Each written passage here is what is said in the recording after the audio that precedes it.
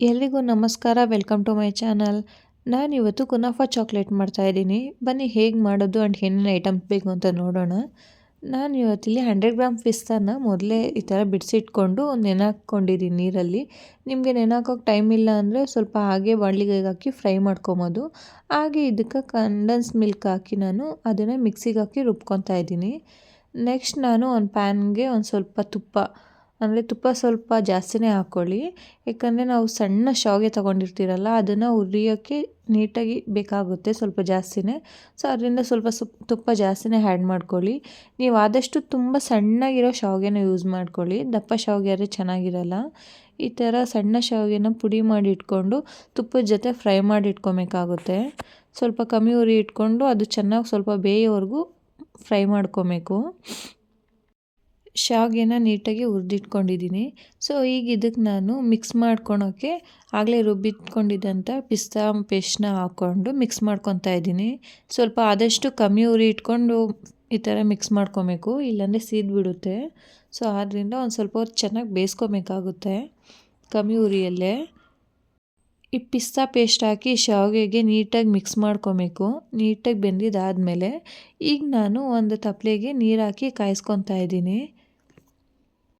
ಇದು ಸ್ವಲ್ಪ ಜಾಸ್ತಿನೇ ಕುದಿ ಬರೋ ಥರ ಕಾಯಿಸ್ಕೊಬೇಕಾಗುತ್ತೆ ನೀರನ್ನು. ಯಾಕಂದರೆ ನೆಕ್ಸ್ಟ್ ನಾವು ಚಾಕ್ಲೇಟನ್ನು ಇದರಲ್ಲೇ ಇಟ್ಕೊಂಡು ಮೆಲ್ಟ್ ಮಾಡ್ಕೊಬೇಕು. ಸೊ ಅದರಿಂದ ಇದು ಸ್ವಲ್ಪ ಕುದಿ ಬಂದಿದ್ದಾದಮೇಲೆ ನಾನಿವಾಗ ಡಾರ್ಕ್ ಚಾಕ್ಲೇಟ್ ತೊಗೊಂಡು ಇದನ್ನು ಸಣ್ಣದಾಗಿ ಪೀಸ್ ಮಾಡಿ ಇಟ್ಕೊಂಡಿದ್ದೀನಿ.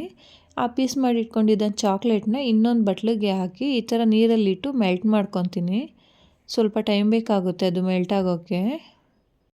ಕುನಾಫಾ ಚಾಕ್ಲೇಟ್ನ ತುಂಬ ಈಸಿಯಾಗಿ ಮಾಡ್ಬೋದು ಆ್ಯಂಡ್ ಅತಿ ಕಮ್ಮಿ ಇಂಗ್ರೀಡಿಯೆಂಟ್ಸ್ ಯೂಸ್ ಮಾಡಿಕೊಂಡು ಮಾಡಬಹುದು. ಇದಕ್ಕೆ ತುಂಬ ಐಟಮ್ಸ್ ಏನು ಬೇಕಾಗಲ್ಲ. ಸ್ವಲ್ಪ ಮಾಡೋ ಮೆಥಡ್ ಗೊತ್ತಾಗೋಗ್ಬಿಟ್ರೆ ತುಂಬ ಬೇಗನೆ ಮಾಡ್ಬೋದು ಆ್ಯಂಡ್ ಟೇಸ್ಟು ತುಂಬಾ ಚೆನ್ನಾಗಿರುತ್ತೆ. ಮಕ್ಕಳಿಗೆ ತುಂಬಾ ಇಷ್ಟ ಆಗುತ್ತೆ ಆ್ಯಂಡ್ ದೊಡ್ಡವ್ರಿಗೂ ಇಷ್ಟ ಆಗುತ್ತೆ, ತುಂಬ ಚೆನ್ನಾಗಿರುತ್ತೆ. ಈ ಚಾಕ್ಲೇಟ್ ಒಳಗಡೆ ನಾವು ಅದು ಮಧ್ಯೆ ಹಾಕಿರ್ತೀರಲ್ಲ ಶಾವಿಗೆದು ಫ್ರೈ ಮಾಡಿ, ಅದು ಒಂಥರ ಯೂನಿಕ್ಕಾಗಿರ್ತೈತೆ ಟೇಸ್ಟು, ತಿನ್ನೋಕ್ಕೆ ಸಖತ್ತಿರ್ತೈತೆ. ನಾನಿಲ್ಲಿ ಡಾರ್ಕ್ ಚಾಕ್ಲೇಟ್ನ ತೊಗೊಂಡು ಮೆಲ್ಟ್ ಮಾಡ್ಕೊತಾ ಇದ್ದೀನಿ. ನೀರು ಕುದೀತಿದೆ ನೋಡಿ, ಈಗ ಚಾಕ್ಲೇಟು ಸ್ವಲ್ಪ ಸ್ವಲ್ಪನೇ ಮೆಲ್ಟ್ ಆಗ್ತಿದೆ. ಸೊ ಹಾಗೆ ಈ ಥರ ಮಿಕ್ಸ್ ಮಾಡಿಕೊಂಡು ಫುಲ್ಲು ನೀಟಾಗಿ ಮೆಲ್ಟ್ ಮಾಡ್ಕೊತಾ ಇದ್ದೀನಿ ನಾನು ಚಾಕ್ಲೇಟ್ನ. ನಿಮ್ಮ ಹತ್ರ ಸ್ವಲ್ಪ ಜಾಸ್ತಿನೇ ಟೈಮ್ ಇತ್ತು ಅಂದರೆ ಚಾಕ್ಲೇಟ್ನ ಸಣ್ಣದಾಗೆ ಕಟ್ ಮಾಡಿನೂ ಹಾಕ್ಕೊಬೋದು. ನಾನು ಸ್ವಲ್ಪ ಅರ್ಜೆಂಟಲ್ಲಿದ್ದೆ, ಸೊ ಅದರಿಂದ ಈ ಥರ ಮುರಿದ್ಬಿಟ್ಟೆ ಸ್ವಲ್ಪ ಸ್ವಲ್ಪ ದೊಡ್ಡ ದೊಡ್ಡ ಪೀಸ್ಗಳೇ ಹಾಕ್ಕೊಂಡಿದ್ದೀನಿ ಚಾಕ್ಲೇಟ್ನ.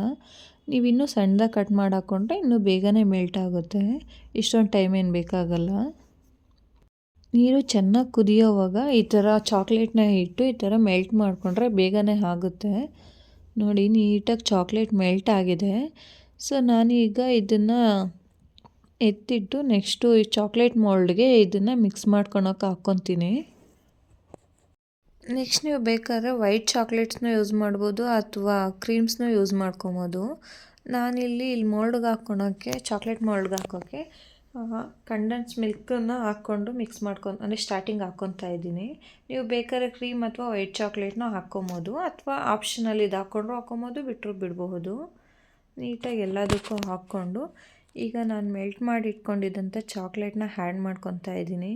ನೀಟಾಗಿ ಎಲ್ಲ ಸ್ಪ್ರೆಡ್ ಆಗೋ ಥರ ಎಲ್ಲದಕ್ಕೂ ಆ್ಯಡ್ ಮಾಡ್ಕೊಬೇಕು. ಡಾರ್ಕ್ ಚಾಕ್ಲೇಟ್ನ ಮೆಲ್ಟ್ ಮಾಡಿದ್ದಾದಮೇಲೆ ಈ ಥರ ಎಲ್ಲದಕ್ಕೂ ಹಾಕ್ಕೊಂಡು ಸ್ಪ್ರೆಡ್ ಮಾಡ್ಕೊಬೇಕಾಗುತ್ತೆ ನೀಟಾಗಿ ಎಲ್ಲ ಕಡೆನೂ. ಇವಾಗ ನೆಕ್ಸ್ಟು ನಾನು ರೆಡಿ ಮಾಡಿ ಇಟ್ಕೊಂಡಿದ್ದಂಥ ಶಾವಿಗೆನ ಇದಕ್ಕೆ ಹಾಕ್ಕೊತಾ ಇದ್ದೀನಿ. ಶಾವಿಗೆ ಮತ್ತು ತುಪ್ಪ ಹಾಕಿ ಹುರ್ಕೊಂಡಿದ್ನಲ್ಲ ಅದನ್ನು ಹಾಕ್ಕೊತಾ ಇದ್ದೀನಿ. ಇದು ಸ್ವಲ್ಪ ಇನ್ನೂ ಗ್ರೀನ್ ಬರಬೇಕು ಅಂದರೆ ನೀವು ಸ್ವಲ್ಪ ಪಿಸ್ತಾ ಜಾಸ್ತಿನೇ ಹಾಕ್ಕೊಳ್ಳಿ. ನಾನು ಸ್ವಲ್ಪ ಕಮ್ಮಿನೇ ಹಾಕ್ಕೊಂಡಿದ್ದೀನಿ ಪಿಸ್ತಾ ಇಲ್ಲಿ. ನೋಡಿ ಎಲ್ಲದಕ್ಕೂ ಈ ಥರ ಫಿಲ್ ಮಾಡಿದ್ದೀನಿ.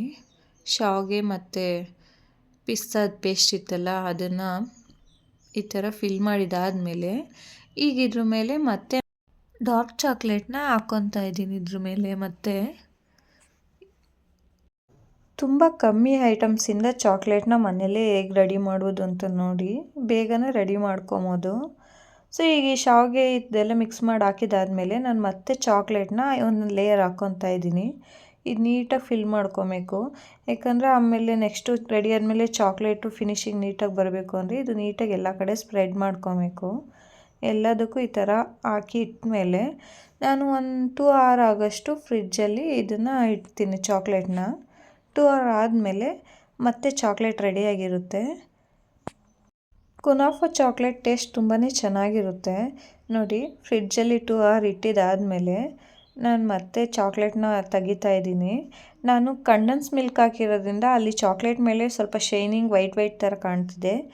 ನೀವು ಕ್ರೀಮ್ ಹಾಕ್ಕೊಂಡ್ರೆ ಅಥವಾ ವೈಟ್ ಚಾಕ್ಲೇಟ್ ಹಾಕ್ಕೊಂಡ್ರೆ ಈ ಥರ ಏನು ಕಾಣಲ್ಲ, ಚೆನ್ನಾಗೇ ಬರುತ್ತೆ. ಟೇಸ್ಟ್ ತುಂಬಾ ಚೆನ್ನಾಗಿರುತ್ತೆ. ಚಾಕ್ಲೇಟ್ ತುಂಬಾ ಚೆನ್ನಾಗಿ ಬಂದಿದೆ ನೋಡಿ, ಎಷ್ಟು ಚೆನ್ನಾಗಿ ಬಂದಿದೆ ಅಂತ. ನೋಡಿರಲ್ಲ ಫ್ರೆಂಡ್ಸ್, ಕುನಾಫಾ ಚಾಕ್ಲೇಟ್ ಹೇಗೆ ಮಾಡೋದು ಅಂತ.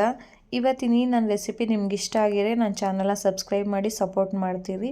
ಮತ್ತೆ ಮುಂದಿನ ವಿಡಿಯೋಲಿ ಸಿಗೋಣ.